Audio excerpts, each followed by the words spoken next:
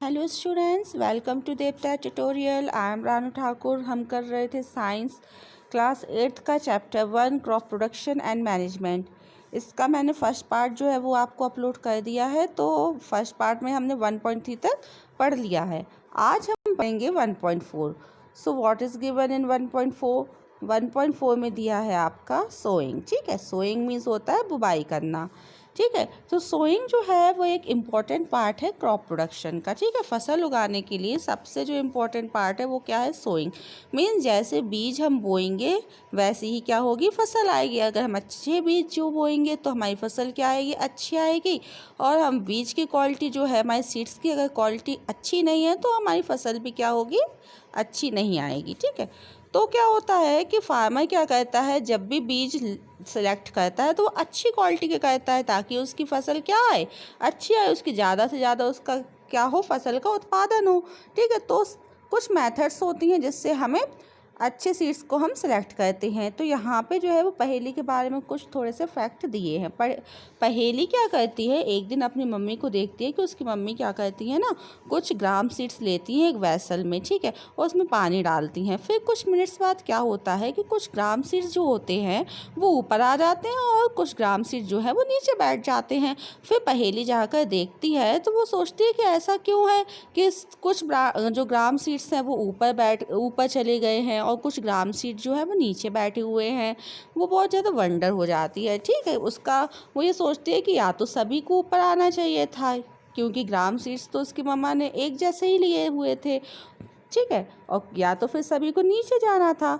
अब यहाँ पे आपका एक्टिविटी 1.1 में बता रहे हैं कि आपको एक व्हीकल लेना है और उसे क्या करना है? हाफ फिल्ड करना है वाटर से, और उसमें हैंडफुल मतलब उसमें आपको एक मुट्ठी वीट सीड्स जो हैं वो डालने हैं और आपको क्या करना है? उसे हिला देना है और फिर कुछ मिनट के लिए वेट करना है। आप क्या देखते हैं, उसमें से कुछ सीड्स जो हैं, कुछ वीट सीड्स जो हैं वो क्या है? ऊपर तैर रहे हैं, ऊपर आ गए सरफेस पे, और जो कुछ वीट सीड्स जो है वो नीचे बैठ गए हैं। ऐसा क्यों होता है? क्योंकि जो कुछ वीट सीड्स हैं वो अंदर से क्या है? खोखले हो चुके हैं, होलो हो चुके हैं। ठीक है, होलो हो गए हैं। ठीक है, तो क्या हो जाता है, वो उसका जो वेट है वो क्या हो गया? कम हो गया, इसलिए वो ऊपर आ गए। और कुछ वीट सीड्स जो है, जो अच्छी क्वालिटी के वीट सीड्स हैं, मतलब जिसमें कोई भी डैमेज नहीं हुआ है, वो क्या है? अभी भी उन सीड्स से क्या है? हैवियर है, इसलिए वो क्या होते हैं? नीचे बैठ जाते हैं। तो ये भी एक तरीका है अनहेल्दी सीड्स में से हेल्दी सीड्स में से डैमेज्ड सीड्स को अलग करने का। ठीक है, तो सोइंग करने के लिए बहुत सी मेथड्स अपनाई जाती है। पहला है आपको इसमें ट्रेडिशनल टूल। ट्रेडिशनल टूल में क्या होता था, ये देखिए एक फ़नल जैसा होता था। ठीक है, फ़नल के नीचे दो तीन पाइप्स होते थे। उन पाइप्स, वो जो पाइप्स के एंड होते थे ना, वो बहुत नुकीले होते थे। तो ऊपर से हम क्या करते थे, अपने सीड्स को डालते थे, और जो पाइप से जब ये सीड जाते थे तो जो नुकीले शार्प एंड है लास्ट में, वो क्या थे? ज़मीन के अंदर सीड्स को पहुंचा देते थे। ठीक है, तो ये एक मेथड हो गई। इसके बाद है आपकी सीड ड्रिल। सीड ड्रिल आजकल लेकिन किसका यूज़ होता है? सीड ड्रिल्स का यूज़ होता है। ये जो सीड ड्रिल है इसे कहाँ लगाया जाता है?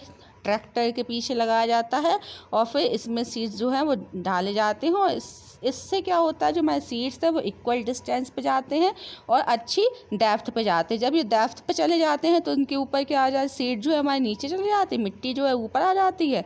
ठीक है, तो जो ये जो है वो बर्ड्स वगैरह सभी हमारे सीड्स को क्या करती है? प्रोटेक्ट करती है। अब ये बता रहे हैं कि ये जो डिस्टेंस है बिटवीन द सीड्स वो क्या होना चाहिए? सही होना चाहिए। बहुत कम डिस्टेंस नहीं होना चाहिए उनके बीच में, क्योंकि जब वो सीड्स से क्या उगेगा? प्लांट आएगा, तो वो प्लांट्स एक दूसरे के ऊपर आने लगेंगे अगर उनके बीच में डिस्टेंस जो है वो कम होगा तो। जिससे क्या होगा? उनके लिए proper sunlights, nutrient and water जो है वो नहीं मिल पाएगा। इसीलिए उनके बीच में जो डिस्टेंस है, सीड्स के बीच में इक्वल डिस्टेंस होना चाहिए। अब हम पढ़ेंगे 1.5। 1.5 में क्या दिया है? Adding manure and fertiliser. ठीक है, फर्टिलाइज़र और मैन्योर के बारे में आपको बताया है।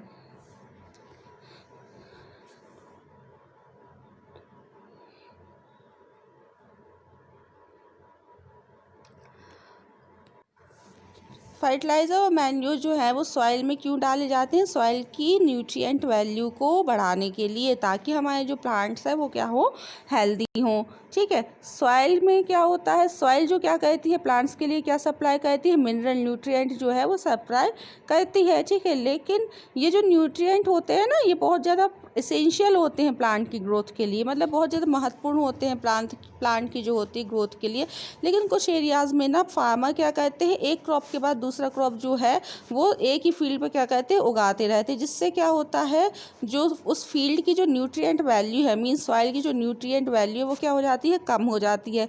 ठीक है, और जो फार्मर रहता है वो फील्ड को कभी भी अनकल्टिवेटेड नहीं छोड़ता, मीन्स खाली नहीं छोड़ता, उसमें लगातार फसल उगाता रहता है। तो लगातार फसल उगाने से जो सॉइल है वो क्या हो जाती है, उसकी न्यूट्रिएंट वैल्यू क्या हो जाती है, कम हो जाती है। इसीलिए फार्मर को क्या करना पड़ता है, मैन्योर्स जो हैं वो फील्ड में ऐड करने पड़ते हैं, ताकि जो न्यूट्रिएंट वैल्यू है सॉइल की वो फिर से गेन हो जाए, मीन सॉइल में न्यूट्रिएंट फिर से आ जाए। ठीक है, क्योंकि ये न्यूट्रिएंट जो रहते हैं ना बहुत बहुत ज़्यादा इसेंशियल होते हैं प्लांट ग्रोथ के लिए। ठीक है, इसी को हम क्या बोलते हैं, मैन्योरिंग बोलते हैं। ठीक है, अगर हमने अपने फील्ड में प्रॉपर मैन्योरिंग नहीं की है तो हमारे जो प्लांट्स होंगे वो क्या होंगे, वीक आएंगे। ठीक है, मैन्योरिंग इज़ एन ऑर्गेनिक, तब मैन्योर जो है वो खाद कैसे बनता है, खाद बनाने के लिए फार्मर क्या करता है, एक जगह प्लांट्स के जो सड़े हुए पार्ट्स होते हैं, मतलब वेस्ट पार्ट होते हैं उनको, और एनिमल के जो वेस्टेड होते हैं जैसे काउ डंग केक्स वगैरह, उनको क्या करता है, एक जगह लंबे समय के लिए इकट्ठा करता है। ठीक है, फिर धीरे धीरे वो सड़ने लगते हैं, वो सड़ते हैं तो उनमें माइक्रो ऑर्गेनिज्म का इंक्रीज मतलब होने लगते हैं, उस तरीके से क्या बनते हैं, मैन्योर बनाया जाता है।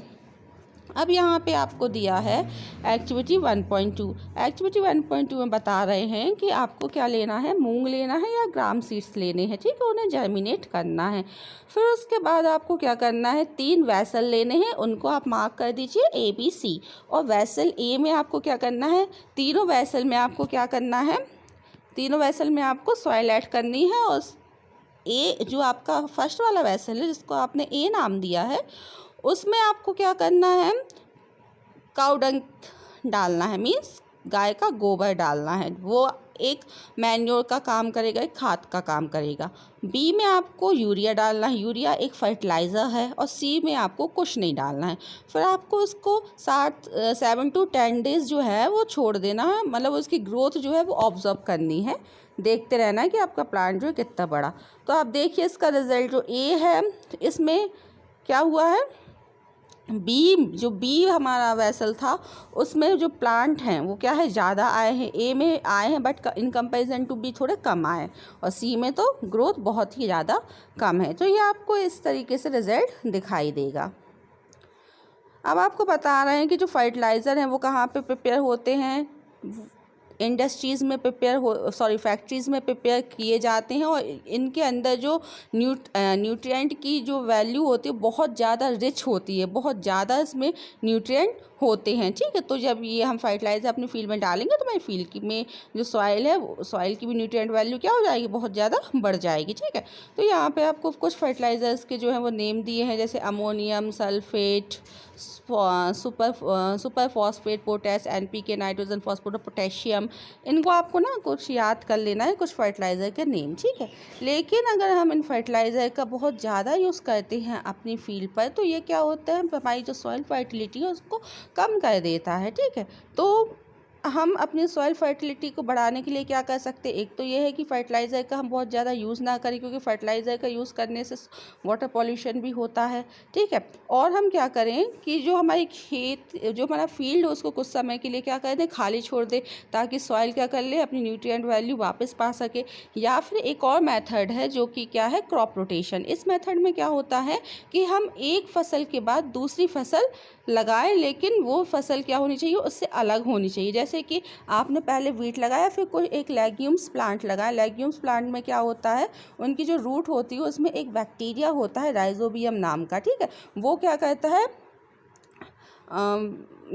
दे फिक्स एटमॉस्फेरिक नाइट्रोजन, वो क्या करता है, एटमॉस्फेरिक नाइट्रोजन को फिक्स करता है। ठीक है, तो इस तरीके से आपको क्या करना चाहिए कि डिफरेंट प्लांट जो है अपनी फील्ड पे लगाते रहना चाहिए, ताकि आपके जो सॉइल है उसकी न्यूट्रिएंट वैल्यू क्या रहे, बढ़ती रहे, मतलब रहे, वो कम ना हो। ठीक है, अब इसके बाद आपको ये बताया है इसमें आपको डिफरेंसेस दिया है फर्टिलाइज़र और मैन्योर का, तो आप ये देख लेना, इसमें डिफरेंसेस वही है जो मैंने आपको अभी समझाया है फर्टिलाइज़र और मैन्योर के बारे में।